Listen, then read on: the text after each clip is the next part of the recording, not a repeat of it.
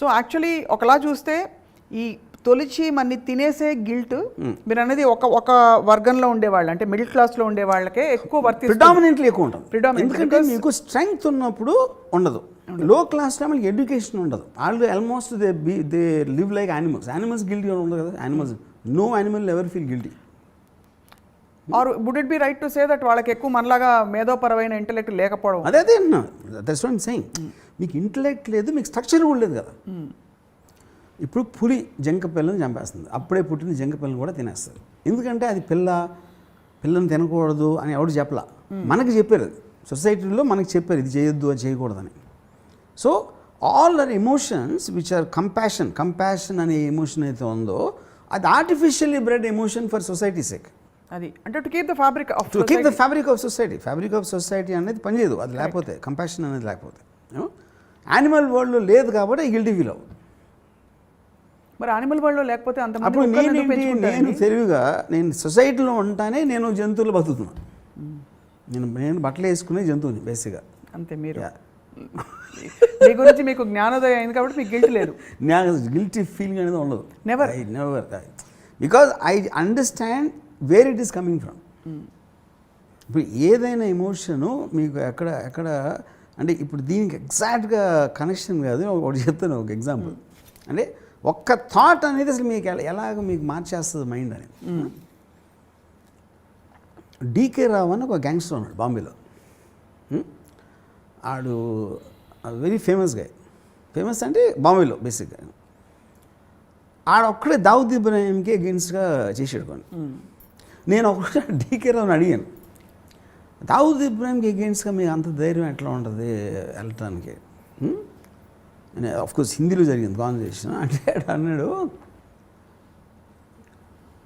సరే రమ్మబాయ్, ఏ మనిషి అన్నా ఎవడైనా, అది దావుద్ ఇబ్రాహిం అవ్వచ్చు, ప్రెసిడెంట్ ఆఫ్ అమెరికా అవ్వచ్చు, లేకపోతే పోలీస్ కమిషనర్ అవ్వచ్చు, మీరు అవ్వచ్చు, నేను అవ్వచ్చు, ఎవరైనా అవ్వచ్చు, మనందరం పొద్దున్న లేచి ఏం చేస్తాం? పళ్ళు తోముకుంటాం. ఆడు కూడా పళ్ళు తోముకునే డేస్ పళ్ళు తోముకున్నాడు. అలాంటి దాంట్లో నేను ఎవరికి భయపడాను. అంటే మన బాడీలీ ఫంక్షన్స్ అన్నీ సేమ్ కాబట్టి అందరు మనుషులు ఒకటే నేను నమ్ముతాను. అందుకని నేను దావూద్కి భయపడ్డా. దావూద్ని నేను చంపడానికి ఎంత ఛాన్స్ ఉందో వాడికి నన్ను చంపడానికి అంతే ఛాన్స్ ఉంది. ఎక్కువ ఛాన్స్ ఏం లేదు ఎవరికి. సో ఇప్పుడు నన్ను చంపడానికి కనీసం 25 మంది ట్రై చేస్తున్నారు. ఇప్పుడు ఆ 25 మంది దావూద్ ఒకడు. ఎవడైనా సక్సెస్ అవ్వచ్చు, ఎప్పుడైనా నేనన్నా అవ్వచ్చు, వాళ్ళైనా అవ్వచ్చు. అప్పుడు దావూద్ ఒక్కడికే భయపడాల్సింది అనేది మీనింగ్లెస్ థాట్ అన్నాడు. కరెక్ట్. అది మీకేంటి ఇది ఈ సందర్భంలో ఏం చెప్పానంటే, సో బేసిక్గా మీకు ఏదైతే మీరు ఎవరికో ఏదో చేసాం నా మూలన ఇలా జరిగిందని ఫీల్ అవుతున్నారో, మీరు చేయటానికి దానికి వచ్చిన కారణం ఏంటి? ఫస్ట్ ఆఫ్ ఆల్, ఇప్పుడు సపోజ్ నేను పెళ్లి చేసుకున్నాను ఒక అమ్మాయి, నేను భార్య, తర్వాత నాకు ఎవరు అమ్మాయి కనిపించింది. ఆ అమ్మాయితో నేను మళ్ళీ ప్రేమలో పడ్డాను. అప్పుడు ఎవరి తప్పది? నా తప్పు కాదు, నాకు కలిగిన ప్రేమ తప్పు. ఇప్పుడు ఆ ప్రేమని నేను కంట్రోల్ చేయలేనా? నేను కంట్రోల్ చేసుకోలేకపోతున్నా కదా. యా, అప్పుడు ఈ ప్రేమ అనే ఎమోషన్ ఎవడిచ్చాడు? దేవుడిచ్చాడు. కానీ ఎమోషన్స్కి బలైపోకూడదనే ఎమోషన్ ఎవరిచ్చారు? అదే అంటున్నా. అప్పుడు మీకు చాయిస్ ఉంది. That is when I said me options తీసుకుంటున్నారు అక్కడ. అదే ఒకరిని నమ్మక ద్రోహం చేయడానికి లేకపోతే ప్రేమించడానికి అన్నీ కూడా మీ ఆప్షన్స్ అక్కడ. అప్పుడు నేను ఇంటికి వెళ్తే, భర్త ఇంటికి వెళ్తే భార్య ఉనికి భరించలేకపోతున్నాడు. ఇక్కడికి వస్తే ఈ అమ్మాయితో మహా ఆహ్లాదం వచ్చేస్తుంది. అప్పుడు ఆడు ఏం చేయాలి లైఫ్లో? మిగతా టైం అంతా నరకంలో ఉండాలా? Same thing with wife also. నేను చెప్పేది ఇందాక చెప్పాను కదా ఎగ్జాంపుల్. అందుకని ఎవడి చావాళ్ళు చావాలి, ఎవరి బతుకాళ్ళు బతకాలి. ఇంకోల్డ్ ఎమోషన్స్, ప్రామిస్లు, లేకపోతే ఏమంటారు దీన్ని, లాయల్టీలు, ఏదేదైతే మనం ఈ మంచి ఎమోషన్స్ అనుకుంటామో, ఫ్రెండ్షిప్, లాయల్టీ, గ్రాటిట్యూడ్, ఇవన్నీ మిమ్మల్ని నాశనం చేసేస్తాయి. వాటిని జయించిన రోజు మీకోసం బతుకుతారు, మీ హ్యాపీనెస్ కోసం బతుకుతారు, మీ స్వార్థం కోసం బతుకుతారు. There you will be the happiest in life. ఇంకొకరితో రిలేషన్షిప్, వాళ్ళ మూలాన మన హ్యాపీనెస్ పెరగాలి. ఆ రిలేషన్షిప్ వల్ల మన మీద ప్రెషర్ పెరిగిందంటే మీకన్నా మూర్ఖులు ఎవరు ఉండరు. ఇది నా మీరు ఇలా శుభం కార్డు వేస్తాక ఒక లాస్ట్ క్వశ్చన్ అడగచ్చా వద్దా? ప్లీజ్ అడగండి. మా ప్రభు అడగండి. ఇప్పుడు సొసైటల్ కండిషనింగ్ అంతా పక్కన పెడితే రైట్ అండ్ రాంగ్ మధ్య మనకు ఒక సెల్ఫ్ ఇమేజ్ కూడా ఉంటుంది. నేను స్వప్నని ఇంత దారుణమైన పని చేస్తానా, నో నో నో నో అని చెప్పి మనకి లోపల ఒకటి అడ్డుపడుతుంది, ఒక self image. That also causes a lot of guilt in doing certain things. For example that is your check. నేను అదే చెప్తున్నా, కానీ నేను స్వప్నాన్ని అలా చేయటానికి ఏ కారణాలు ఇన్ఫ్లుయెన్స్ చేసినాయి అనేది వాటిని ఎక్కువ ఆలోచించాలన్నా. Okay, not Sapna is not the point.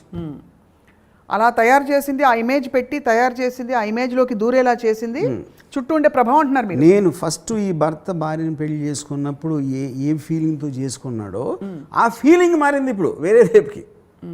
ఆ ఫీలింగ్ అనేది ఈ ఫీలింగ్ వాడి కంట్రోల్లో ఉండదు, ఈ ఫీలింగ్ వాడి కంట్రోల్లో ఉండదు. కానీ ఏ ఫీలింగ్ వల్ల వాడికి ఎక్కువ హ్యాపీనెస్ వస్తుందో దాన్ని పట్టుకుని వెళ్ళగలడు. అంటే ఇంకేం ఆలోచించొద్దండి, ఏం ఆలోచించడు. మీరు అసలు ఏం చెప్పాలో అర్థం కావట్లేదు. ఎప్పుడైనా మీరు డ్రైవ్ చేయరు కాబట్టి మీరు డ్రంక్ అండ్ డ్రైవింగ్ ఎప్పుడైనా పట్టుబడ్డారని అడగచ్చు, కానీ యూ డోంట్ డ్రైవ్ కాబట్టి. బట్ దానికి దీనికి ఏం సంబంధం? అంటే గిల్ట్ ఎక్కడెక్కడ వస్తుందో చూస్తున్నాను. రిలేషన్షిప్స్ ఆల్రెడీ కవర్ చేశారు. పేరెంటింగ్ ఎందుకు గిల్టీ ఫీల్ అవుతున్నారని మీకు అర్థమైన రోజు మీకు గిల్టీ ఫీలింగ్ ఉండదు. అర్థమైంది. చాలా కనువిప్పు కలిగించారు రామ్ గోపాల్ వర్మ గారు. సో మొత్తానికి మిడిల్ క్లాస్ వాళ్ళు గిల్ట్ ఫీల్ అవుతారు కాబట్టి మీ రాము మిడిల్ క్లాస్ వాళ్ళు ఒక్కళ్ళే అంటలేదు, chances of that is more. ఎందుకంటే లో క్లాస్ వాళ్ళు they are more closer to instinct. They don't have this much of baggage. Rich class వాళ్ళు power, they have the power, they don't need to care about it. So ఇక్కడ middle class Subbarao గారికి మీరు ఏం చెప్పదలుచుకున్నారు ఈరోజు మా ప్రేక్షకులకి?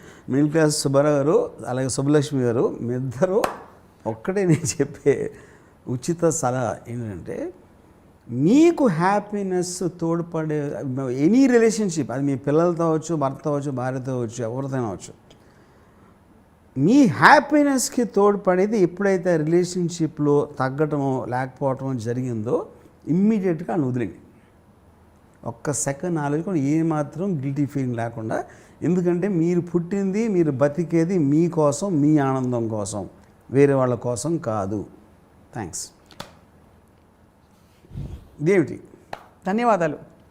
ఇప్పుడు రోలింగ్ టైటిల్స్ కోసం ఎండ్లో ఒక క్వశ్చన్ ఊరికే ఘాటుగా అడుగుతా.